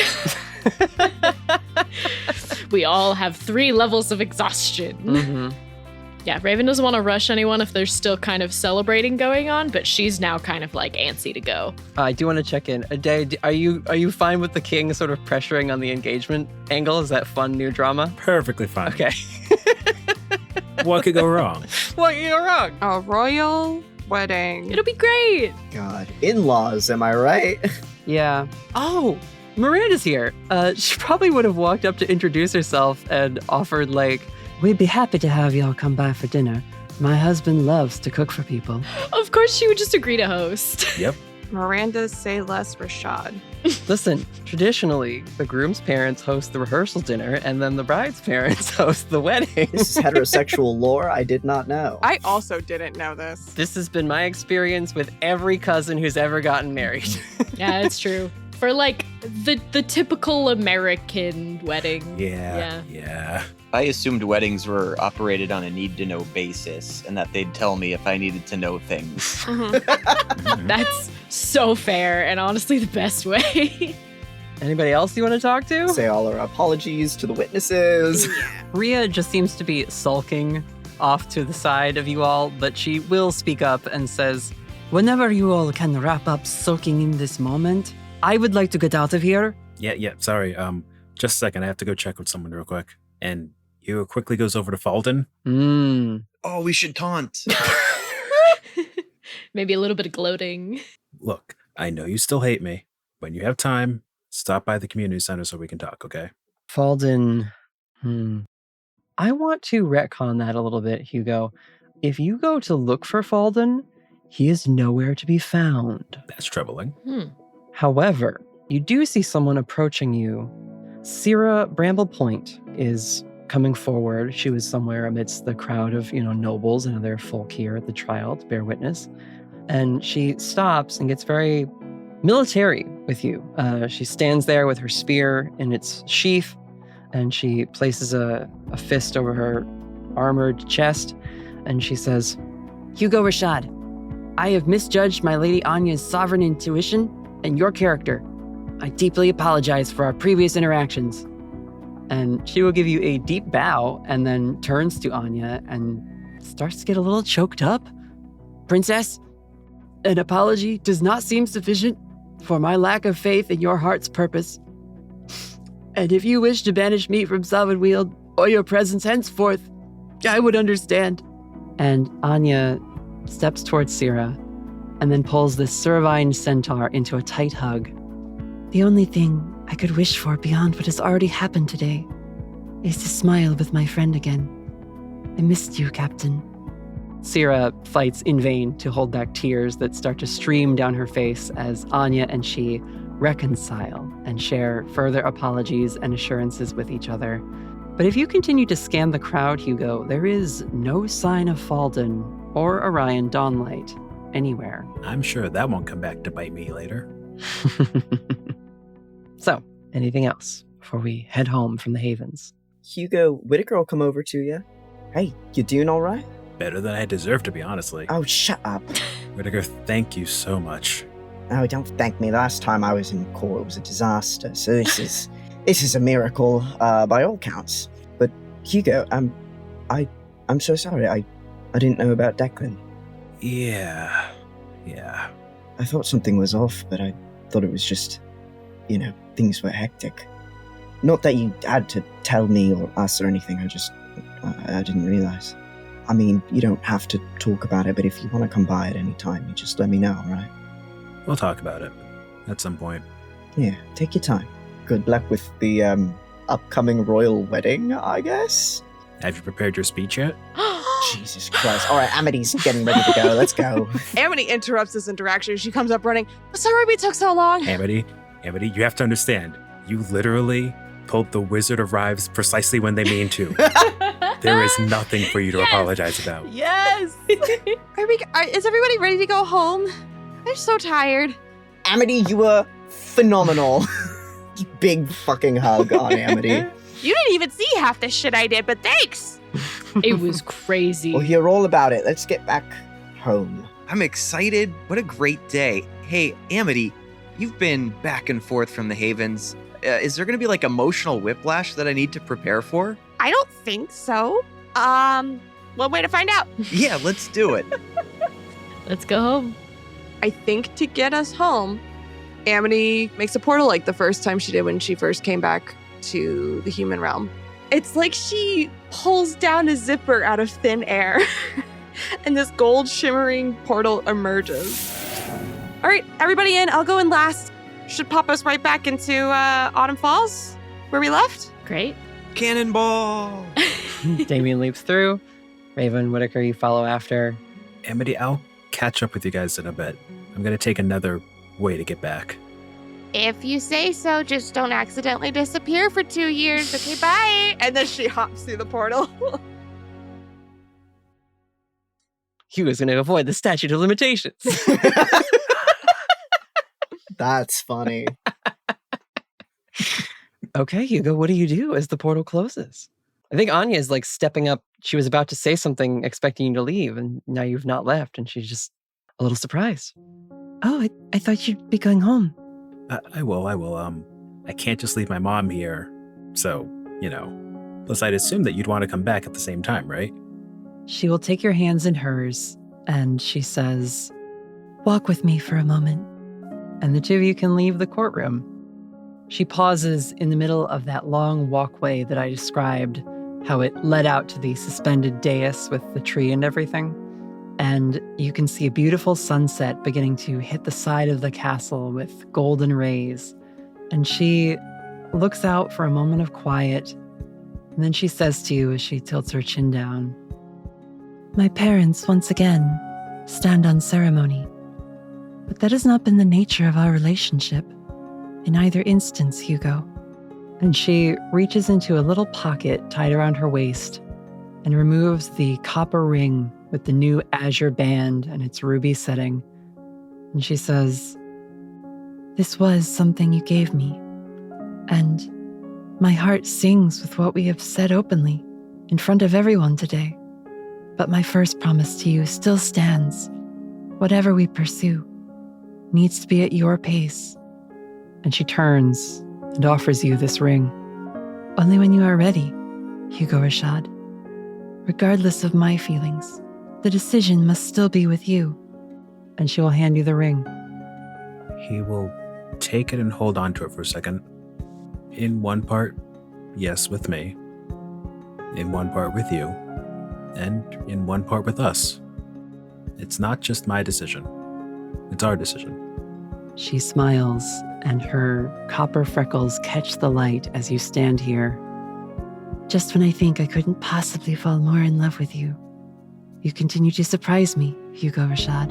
He is going to just pull her into a hug.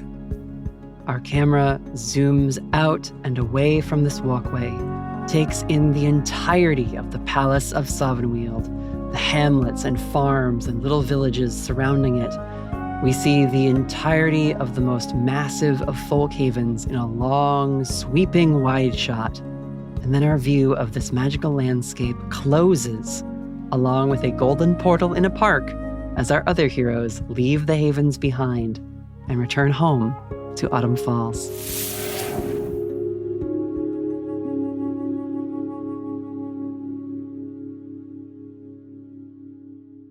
It is similarly sunset here.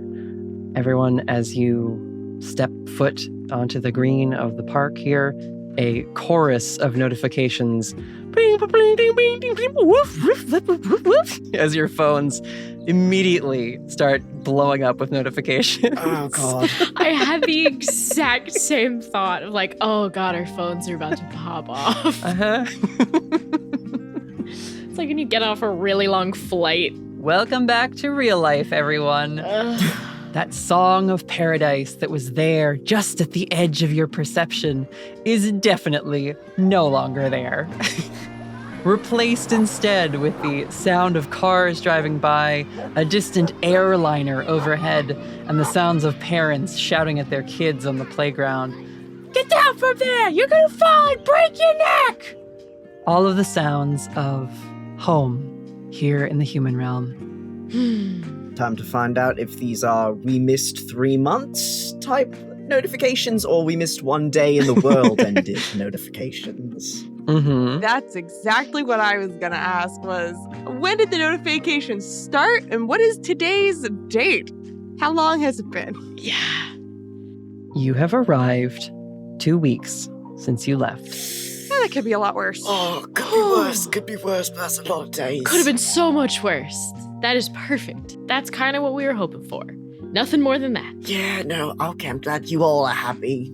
Fuck. Which 2 weeks did we miss? Did we miss 2 weeks of generic time or 2 weeks of finale energy? Yeah. Girl, we're about to find out. Who knows?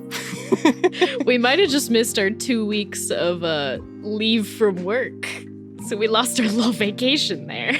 Depends on when Olivia wants to let us back in. I'm starting to like it. God.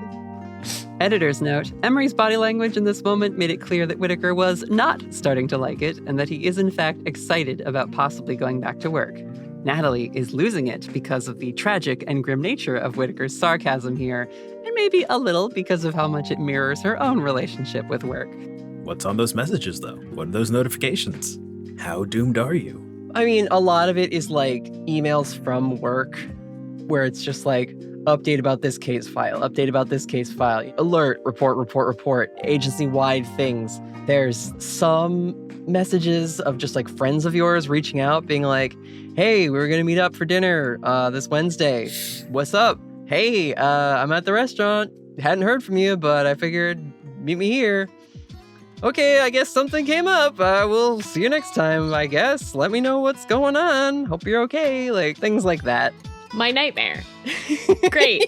Yeah, missed social appointments and a lot of work catch up you're going to have to go through. Explaining to my friends that I don't hate them. Yes, exactly. Hoping they don't hate me. Yeah, I think Amity, you get several messages from Mira. In fact, mostly what you get from Mira is a block of emojis every day. They start off kind of meaning nothing, and then as you scroll through, you start to realize she's sort of like starting to treat them as like pictograms of what she and Granny Jones are up to. Oh my God. I love her. Whittaker, you get some text from Prithee. We're out of milk. I got the milk. Let me know what you want. Just like, okay, I guess you're road tripping or something. Road tripping is in like quotation. Oh, poor Prithee. Whittaker's like vibrating at a frequency high enough for dogs to hear. Yeah. Raven, you get some from your mom. You get one from your brother. Mm-hmm. Hey, I haven't heard from you or Jay for a few days. Everything good? Hey, I'm not even sure if you're getting these, but let me know what's going on when you can. Listen, I will find a way to the Havens if I must. Response to that one immediately. Mm-hmm. We're back, it's fine. Everything's good. But you don't get any message from Aiden, Raven. None? No, I don't think so. Huh, don't like that. Yeah. I think she'll send Aiden a text right after responding to the one from her brother. Hey, we're back. I'm heading to the house. Hope to hear from you soon. All right, you all disperse from the park here, and we will follow Raven as you head home. When you get to your place, Raven, and head up the stairs of the deck, Windy scampering up behind you, you see there is a note taped to the door of the apartment. What does it say? The envelope has your name written on it in Aiden's handwriting, but inside of it are a bunch of little notes on little folded pieces of paper. Ooh, all right. If you open a couple of them, they say, Raven, I know you probably don't have signal in the Havens, so if you get home before me, I dropped Ruby off at your mom's. I keep getting called pretty far away, and I didn't want to leave her alone very long. Aiden. Oh. Hey, Raven. I'm leaving again, but I put some fresh groceries in the fridge in case you get back while I'm away. I miss you. I hope it all worked out. Love, Aiden. Cute. Raven, I'm headed to Phoenix. Things have been crazy. I hope you make it back soon. I love you a lot. Aiden. Oh. There's like a dozen of these little notes just folded up in this envelope. She's gonna hold it to her chest for a moment, and then go inside. As you walk into your apartment, Raven, you see Aiden lying on the floor of your living room with Ruby curled up next to her. The two of them are asleep. Oh. Your apartment is not as clean as the two of you usually keep it. There are several of Aiden's tactical agency jumpsuits that have severe damage to them, either hanging up or just crumpled in piles, like she hasn't gotten to laundry or replacing them. You see there are half-empty glasses with looks like tea or coffee in them. There's just some quiet music playing on like your stereo system. Very quietly, I think she's gonna check out some of those damaged suits just to clock where Aiden could be injured if it's like real bad. One of them is just torn up a lot and seems to have some like brick dust jammed into the fibers. One has a bunch of color splashed all over it, like chalk or dye. It's like festival dust is all over one of them. Oh. Another one is badly charred, like significantly burned in multiple places. Oh, don't like that. But also looks like she went through a bad dust storm. On Mars, it's covered in this reddish brown sand. Oh boy. And the last one you find, which is still sort of damp, is hanging over a bucket in the closet. It has these black burn streaks all over it, and it smells kind of like ozone. Ooh. Which I think Raven is familiar enough with because of Hugo's lightning magic and the times where you call on the storm spirit for their powers. Yikes. I think Raven's just gonna grab like a throw pillow off the couch, and she's gonna like lay down on the floor across from Aiden, like facing her. Just be there for a little bit and see if she wakes up. Oh, sure, yeah. I think Ruby stirs a little and will give a lazy yawn. And she sort of steps over Aiden to come look at your face to say hello. Raven will scratch Ruby behind the ears and kind of give her a little snuggle. It's enough activity that Aiden stirs. Yep. And she just sort of rolls onto her back at first and says without opening her eyes, What is it, girl? Do you need to go out? And then she pushes her hair out of her face and looks over to where Ruby is happily sniffing and nudging at you. Mm-hmm. Raven? Hi. Oh my gosh, welcome home. Yeah. And she tries to quickly shake herself awake. I didn't want to wake you. And she'll lean over and brush some of her hair out of her face and kiss her on the forehead. Just kind of holds her cheek for a sec, just looking at her. She looks kind of worn down. Oh. She's looking a little ragged. Her hair is a mess, and it looks like she probably did the thing where she just teleported out of the wet tactical suit and threw on a loose t-shirt and like a pair of your sleep shorts from the laundry pile. It's like only pants o'clock on a technicality. Oh boy. Hi. Hi. I missed you. I'm so glad you're back. Oh, me too. And she like realizes the state the apartment is in and kind of stammers. I've been busy. Don't even, it's okay. I haven't even really been home. I've been all over. I figured. And she'll kind of like gesture to the destroyed suits. I've been tracking the creature we saw in Seattle, the one from the dream. Mm-hmm. I was actually just looking for them, implying that she was dreamwalking just now, trying to locate this wandering spirit. Oh, I was wondering why she was asleep. Yeah. She says, they've been showing up all over the place, and my family's after them. Oh, shit. So all this is from trying to track them down? Well, sort of. I have a lot to get you up on. Yeah. But I want to hear from you. How'd it go? How long did it feel like for you? Well, we kind of split up. For Whitaker and Hugo's, like, an afternoon. And for me, Amity, and Damien, it was like a few days, maybe. We didn't sleep, but it felt like a really long time. We went so many places and we did so much. But we did it. He's free. That's great news. Yeah, it was crazy. Kabe was there. He was a huge help. I don't know if we would have been able to do it without him, but it worked. Hugo and Anya are good, and Anya's parents seem to not hate Hugo, which is great. They might be engaged again. Wow, that's a lot. And my brother's engaged. Found that out. What? Yeah. Aw.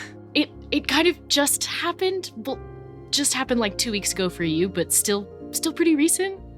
I invited them over sometime soon, if that's cool. Yeah, I mean, your family's welcome anytime. Oh, actually, we could invite more of his family. Jay's, I mean.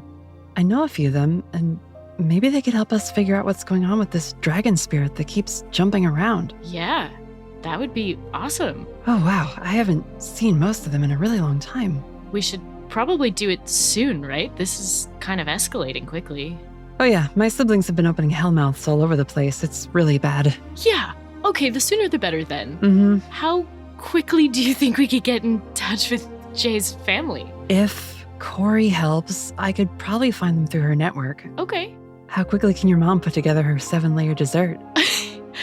Quicker than you think. I'll call her tomorrow. Oh, what would we do without Evelyn Eugenia? All right, well, wow. Dragon reunion. Yeah, dragon reunion at our house.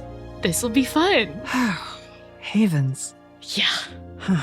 It was really cool, but also, I like it here better. She will lean in and give you a slightly more passionate kiss than just your usual welcome home sort. Mm-hmm. I missed you. I missed you too.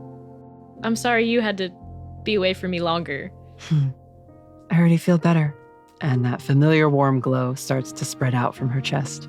Do you want to go back to dreamwalking? Oh, man. I don't mean together. That was an offer of like, do you want to go back to what you were doing? Raven was going to offer to tidy up the house. All right, this only stays in if you're okay with it. Mm-hmm. She pulls you in close and whispers, honestly, I'd rather take you to bed. Fade to black. Woo! So we fade to black. That was very cute. If you don't keep that in, I will riot. Chef's kiss. We're going to cut to a couple different things. Oh boy. Woohoo! We cut to Portland, a garage facility. Oh boy. Oh, all right. And a black SUV sits in a parking spot as a moving van pulls up alongside. Stepping out of the van are a pair of Merrow in civilian clothes. And getting out of the large black SUV are Mason Wright, Lena, and King O. And as they make their way to the back of this moving van, the Merrow from the driver's side comes around, and we see as they remove the little hat they've been wearing as part of their disguise that it is Prince Orichelio.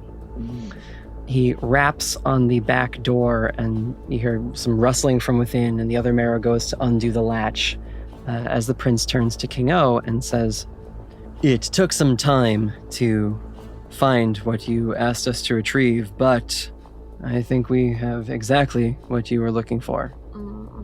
And King-O just sort of grins, his gold teeth glint in the like dim lighting here as the door to this van opens, and we see the Marrow pushing forward on like these poles they're using to like lift underneath a very large thing, a bloated and somewhat decayed massive head of a giant. Oh. With one big eye that seems perfectly intact. King-O just grins and says, "Ah, Baylor, you're a sight for sore eyes." And we cut away. Okay. We see in the Havens, night has reached Savenweald at last, and on a rooftop, we see Falden sitting and glowering at the palace. There's some smoke trailing from the chimney, and Orion lands using little fire jets to fly around. They sort of land on the roof and walk over to Falden as he's sitting there musing with a piece of straw in his mouth. And Orion says, "So, what's the plan now?" And Falden just sets his jaw, takes the piece of straw out, and he says, "If Hugo Rashad can bewitch the entirety of the royal family, he's even more dangerous than I originally suspected." Oh my fucking god, dude. Let it go. And we cut away. Yeah.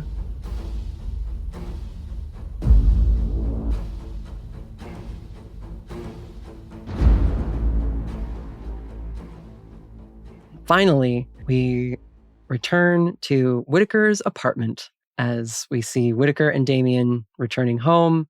Damien, what are you doing now that you're back? I think he'll make like he's gonna go take another bath, and then he focuses on trying to enjoy Whitaker and Prithy's company and engage with them a bit more. Mm-hmm. If it helps, Whitaker is making you tell the whole story of what you guys got up to. Oh, that's true, because each of us only saw half.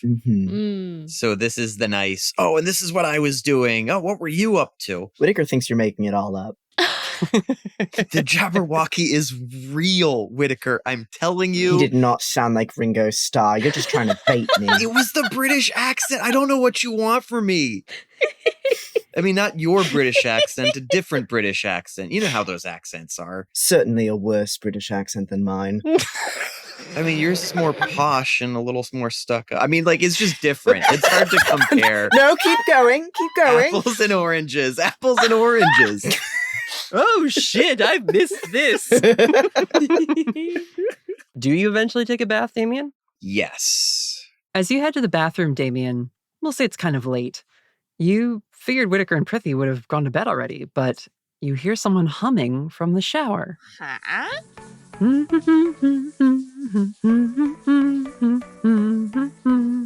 Damien grabs a toothbrush in each hand to dual wield, I guess, and calls out, Prithy, how long are you going to be in there? I still need to wash off all this pixie dust.